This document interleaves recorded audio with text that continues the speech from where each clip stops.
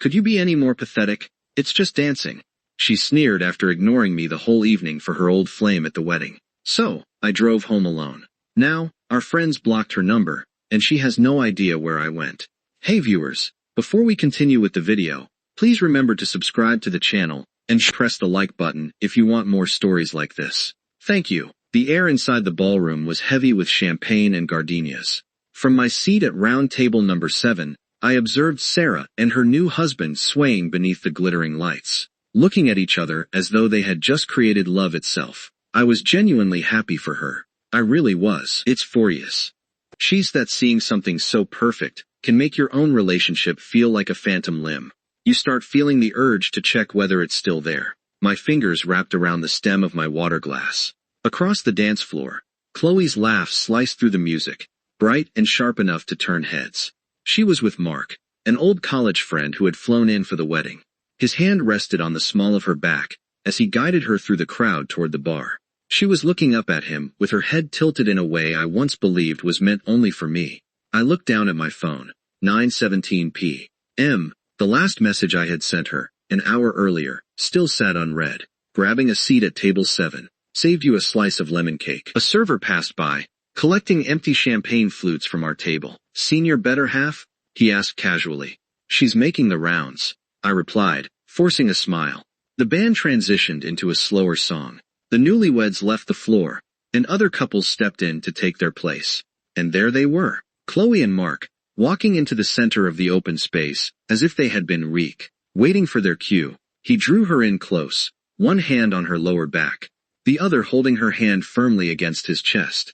It wasn't the loose, casual hold you share with an old friend. This was something different, possessive. She leaned into him, her cheek resting against his shoulder, wearing a calm, content smile. Tight, cold knot formed in my stomach. Dude, a voice beside me murmured. It was Ben, Sarah's cousin. He nodded toward the dance floor, eyebrows raised. Everything okay? Yeah, I said too quickly. Old friends, you know how it is. He patted my shoulder, more like sympathy than reassurance, and walked away. I watched them for 3 full songs. Each time the music shifted, they would laugh, exchange a few words, and remain exactly where they were. He leaned in to whisper something in her ear, and she lightly tapped his chest, her fingers lingering on his suit lapel. I noticed Sarah, the bride, glance toward them from her sweetheart table, a faint crease forming between her brows before she was pulled back into conversation. This wasn't jealousy. Jealousy is hot and irrational. This was colder, more precise. The slow realization that I was watching a performance, and I was the only one who understood the script was wrong. Eventually, I pushed my chair back.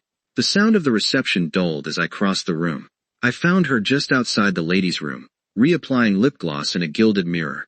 Chloe, she startled, then caught my reflection and rolled her eyes, turning back to her makeup. Alex, hey, you finally decided to socialize. I've been at our table for an hour. I texted you. My phone died. What's up? You look tense, she said, as if it were a flaw. I took a slow breath, keeping my voice steady.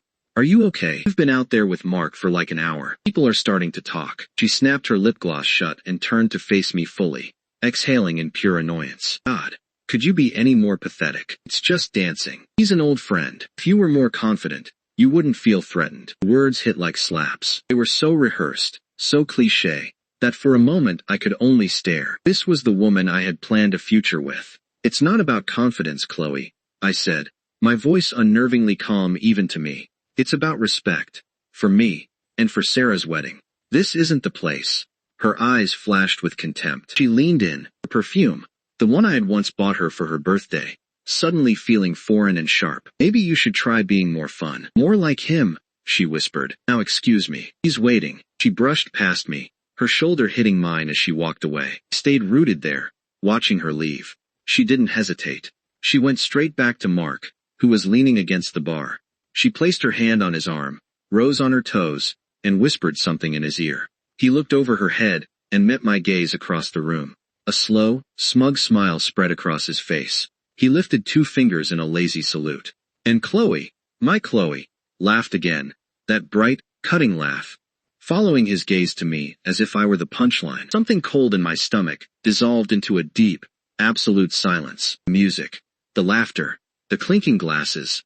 It all faded away. In that silence, everything became painfully clear. Love wasn't just gone. It had been a placeholder. I had been a placeholder. Something inside me shifted, final and irreversible. There was no anger left, only a simple, undeniable truth. It was done. The hum of the reception became distant and meaningless. I watched them a moment longer. Chloe's hand resting on Mark's arm. Her body angled toward him, as if drawn to light. No longer hurt. It was just information. Evidence. I turned away. My feet moved across the ballroom automatically, steady and precise. I didn't look at anyone. I didn't notice the glances. My attention narrowed to one clear objective.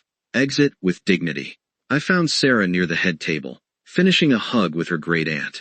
She caught my eye over the woman's shoulder, her smile bright but questioning. I waited for the hug to end.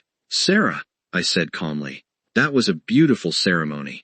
You look incredible." "Thank you, Alex." She smiled warmly, though her eyes were already scanning past me, searching for my partner. "Where's Chloe? Having fun?" "She's thoroughly occupied," I said, and the emptiness in my tone made her look at me more closely. I gave a small, tired smile. "I'm really sorry, but I need to head out early. I've got a pretty bad migraine coming on. I think I need to lie down in a dark room before my head actually explodes." Her expression immediately shifted from bride to concern. She knew me. She knew I wasn't a complainer. She also knew where Chloe had been all night. Her eyes flicked past me again toward the bar, and her expression softened into a deep, knowing pity. "Oh, Alex. Of course. Are you okay to drive?" "I'm fine. I just need quiet." I leaned in and gave her a real hug, firm and steady. "Congratulations again. Really. I'm so happy for you." She held me a little tighter than necessary. "Call me tomorrow," she whispered into my ear. It wasn't a request. I pulled back, nodded, and gave her hand a final squeeze.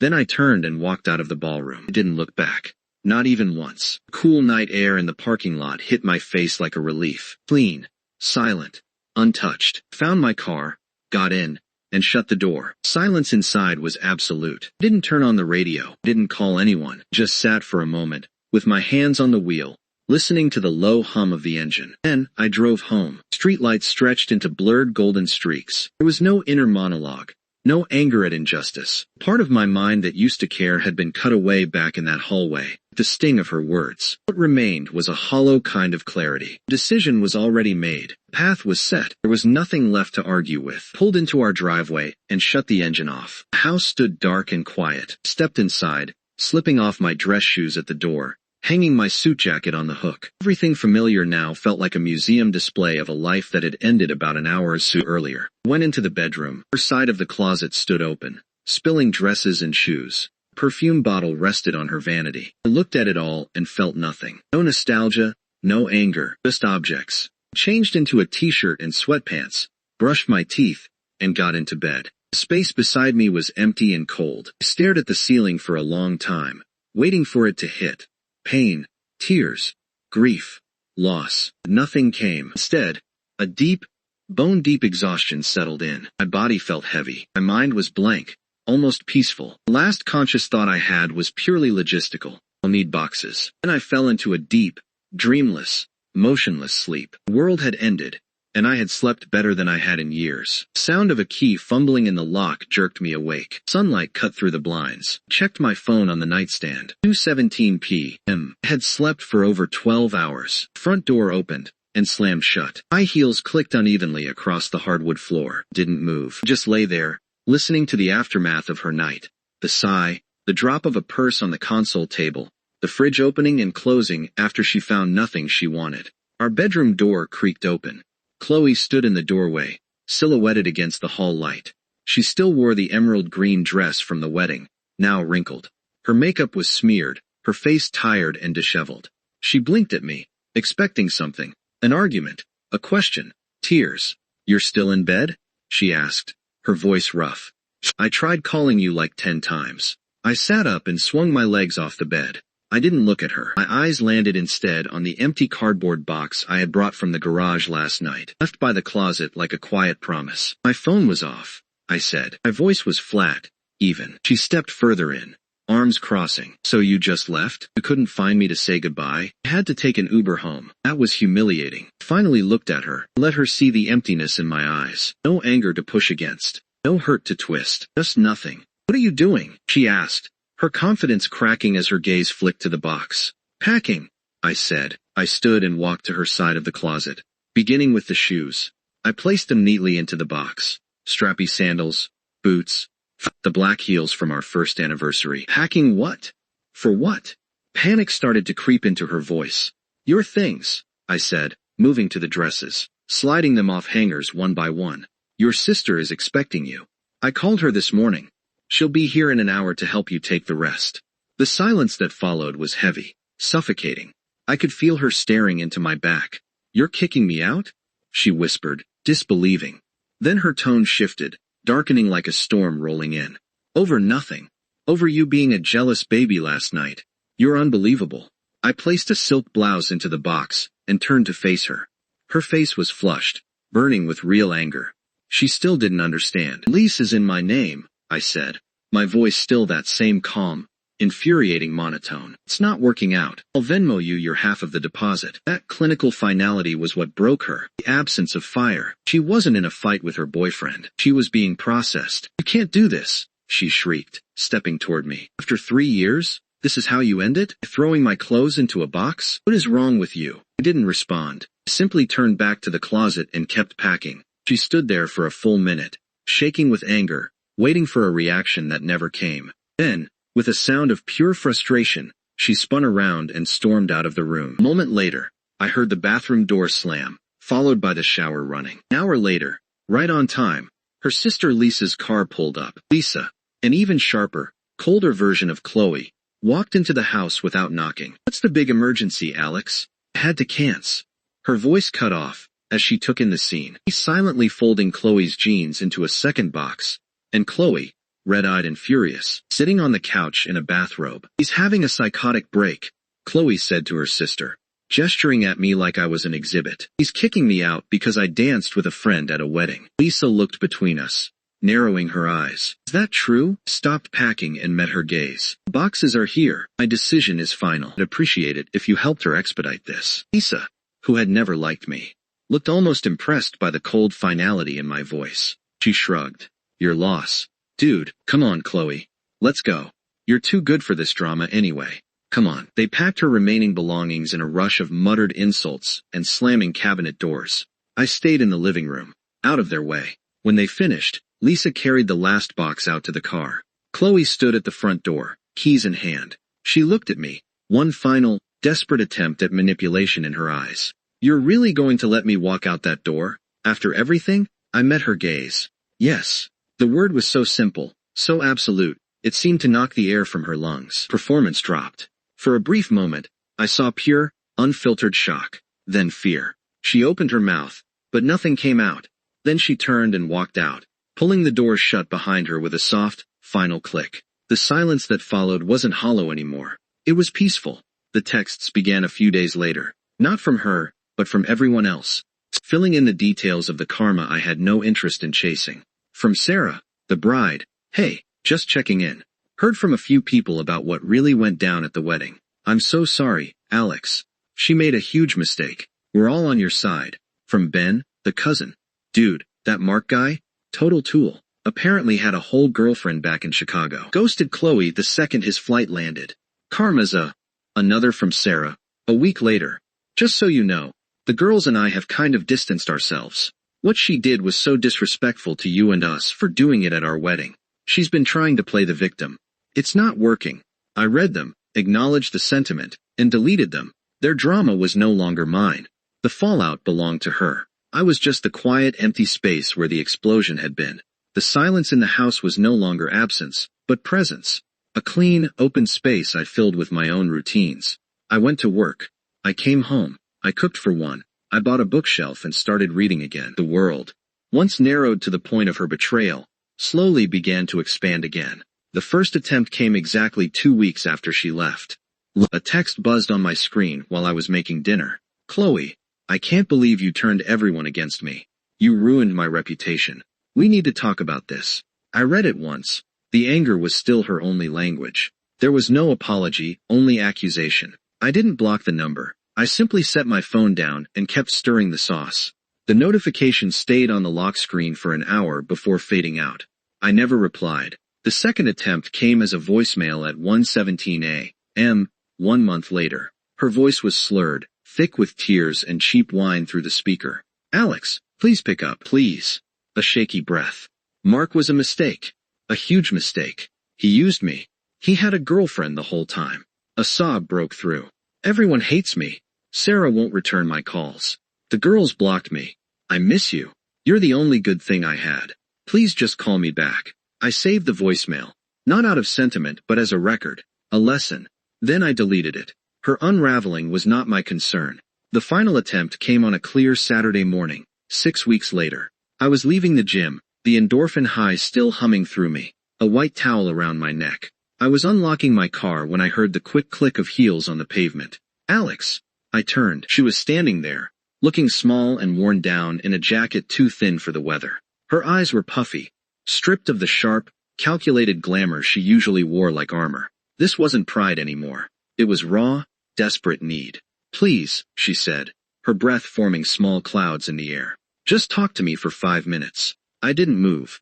I didn't invite anything. I simply stood by my car door and waited. Chloe. It was the flatness in my tone that broke her. The tears came then, real ones this time, cutting clean paths through her light makeup. I made a huge mistake, she said. I was stupid. I see that now. I lost everything. My friends. You. I'm so alone. Her voice cracked on the last word. I looked at her, at the physical wreckage of her choices, and felt nothing beyond a distant, almost clinical curiosity, like observing weather through thick glass. I know, I said. She blinked, stunned. What? That's it? I know? Don't you care? We were together for 3 years. The gym door opened behind us, spilling out the clang of weights and upbeat music. I glanced briefly over, then back at her. My voice stayed calm, mirroring her own logic back with precise clarity. That night at the wedding, I said, you told me to be more like him. So I did.